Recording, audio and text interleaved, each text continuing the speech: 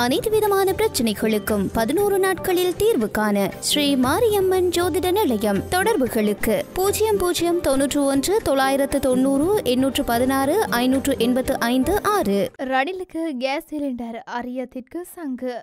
Police காணி அதிகாரங்களை வழங்க மாட்டோம். முட்டுக்கட்சி திட்டவட்டம். வேட்புமனு ஏற்பு காலம் நிறைவு. 39 மனுக்கள் தாக்கல். தென்னிலங்கை அரசியலில் பரபரப்பு. மஹிந்தவை கடுமையாக திட்டிய சிங்கள அமைச்சர். வடக்கு கிழக்கு மக்களுக்கு சுய நிர்ணய உரிமை. ஜனாதிபதி வேட்பாளர் பகிரங்கம். பாடசாலை மாணவர்களை ஏற்றிச் சென்ற பேருந்து விபத்து. 19 பேர் வைத்தியசாலையில் அனுமதி.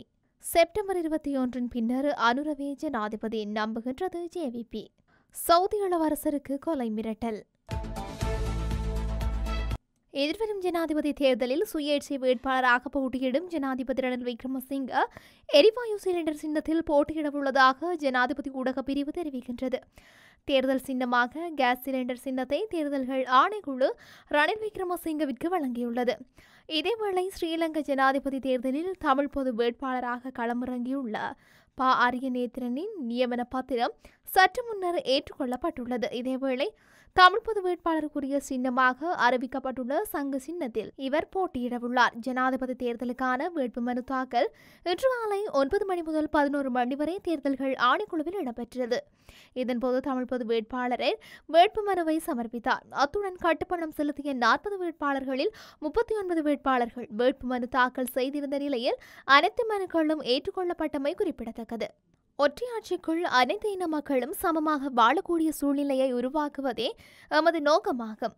போலீஸ் காணி அதிகாரங்கள் வழங்கப்பட மாட்டாது. ஒரே நாடு ஒரே சட்டம் என்பதே எமது முகாமின் கொள்கை என ஸ்ரீலங்கா பொதுஜன பெரமுன கட்சியின் நாடாளுமன்ற உறுப்பினர் திஸ்ஸ குட்டியராஜி தெரிவித்தார். அரசமைப்பின் 13வது திருத்தச் சட்டத்தின் பிரகாரம் மாகாண சபைகளுக்கு போலீஸ் காணி அதிகாரங்களை பகிரப்படுமா என ஜனாதிபதியிடம் நாம் வினவினோம். இவற்றை வழங்குவதற்கு நடவடிக்கை எடுக்கப்படும் என்று ஜனாதிபதி ரணில் விக்ரமசிங்க கூறினார். ஆனால் எமது கொள்கை அதுவல்ல. ஒரு தேசிய கொடி, ஒரே தேசிய கீதம் மற்றும் ஒற்றையாட்சிக்குள் அனைத்து இன மக்களும் இன மத பேதமின்றி சமமாக வாழக்கூடிய சூழ்நிலையை ஏற்படுத்துவதே எமது நோக்கமாகும். போலீஸ் காணி அதிகாரங்கள் வழங்கப்பட மாட்டாது. ஒரே நாடு ஒரே சட்டம் என்ற அடிப்படையிலேயே எமது செயற்பாடு அமையும். இனம் இனவாத அணி கிடையாது, தேசியவாத அணியாகும். சிலவேளை ரணில் விக்ரமசிங்கவை ஆதரித்திருந்தால் தேர்தலின் பின்னர் போலீஸ் காணி அதிகாரங்களை அவர் வழங்காவிட்டால் நாம் என்ன செய்வது என்றார். 2024 ஜனாதிபதி தேர்தலுக்காக இதுவரை 39 வேட்பாளர்கள் தங்களது வேட்பு மனுக்களை தாக்கல் செய்துள்ளதாக தேர்தல்கள் ஆணைக்குழுவின் தலைவர் ஆர்.எம்.எல். ரத்நாயக்க தெரிவித்துள்ளார். இன்று காலை 9 மணி முதல் முற்பகல் 11 மணி வரை ராஜகிரியவில் உள்ள தேர்தல்கள் ஆணைக்குழுவில் ஜனாதிபதி தேர்தலுக்கான வேட்பு மனுக்கள் ஏற்றுக்கொள்ளப்பட்டன. இதேவேளை இன்றைய தினம் ராஜகிரியவில் உள்ள தேர்தல்கள் ஆணைக்குழு அலுவலகத்தை அண்மித்த பகுதிகள் விசேட பாதுகாப்பு வலயமாக அறிவிக்கப்பட்டுள்ளது. எதிர்வரும் ஜனாதிபதி தேர்தலில் ஸ்ரீலங்கா பொதுஜன பெரமுனவின் ஜனாதிபதி வேட்பாளருக்கு ஆதரவளிக்குமாறு ஜனாதிபதி ரணில் விக்ரமசிங்கவை ஆதரித்த சிரேஷ்ட அமைச்சர் ஒருவருக்கு மஹிந்த சார்பில் அழைப்பு விடுக்கப்பட்டுள்ளது. தொலைபேசி அழைப்பிற்கு பதிலளித்த அமைச்சர் மஹிந்தவை கடுமையாக திட்டியதாக தகவல்கள் வெளியாகியுள்ளன. முன்னாள் ஜனாதிபதி மஹிந்த ராஜபக்ச சார்பில் கட்சியின் மற்றொரு பலமான நபரினால் இந்த அழைப்பு விடுக்கப்பட்டுள்ளது. மஹிந்த ஆட்சியில் இருந்தபோது குடும்பத்தை தவிர மக்களுக்கு பணியாற்ற வாய்ப்பு வழங்க படவில்லை என சிரேஷ்ட அமைச்சர் குறிப்பிட்டுள்ளார். ஜனாதிபதி ரணில் விக்ரமசிங்கவின் கீழ் இவ்வாறான பணிகளை தடையின்றி மேற்கொள்ள முடியும். ராஜபக்சவின் வழிகாட்டலுக்கு இனியொரு போதும் காத்திருக்க போவதில்லை எனவும் அமைச்சர் குறிப்பிட்டுள்ளார். ராஜபக்சக்களுடன் இணைந்து ஆட்சி அமைத்து தனது வாழ்வில் செய்த பாரிய தவறு எனவும் அவர் குறிப்பிட்டுள்ளார். ராஜபக்சர்கள் தொடர்பான தகவல்களை மீண்டும் ஒருபோதும் தம்மிடம் தெரிவிக்க வேண்டாம் எனவும் தனிப்பட்ட நட்பை அவ்வாறே பேண முடியும் எனவும் சிரேஷ்ட அமைச்சர் கடுமையாக தெரிவித்துள்ளார். வடக்கு கிழக்கில் வாழும் தமிழ் சமூகத்தினருக்கு சுய நிர்ணய உரிமைக்கான உரிமை உள்ளது என நாங்கள் உறுதியாக நம்புகின்றோம் என ஐக்கிய சோசலிச கட்சியின் ஜனாதிபதி தேர்தல் வேட்பாளர் ஸ்ரீதுங்க ஜெயசூரிய தெரிவித்துள்ளார். இந்த விடயத்தில் கட்சி ஒருபோதும் ஏனைய கட்சிகளைப் போல தடுமாறியதில்லை என தெரிவித்துள்ளார். தேர்தலின் போது சிறுபான்மை இனத்தவரிடமிருந்து வாக்குகளை பெறுவதற்காக கருவியாக்க 13வது திருத்தம் பயன்படுத்தப்படுகின்றது.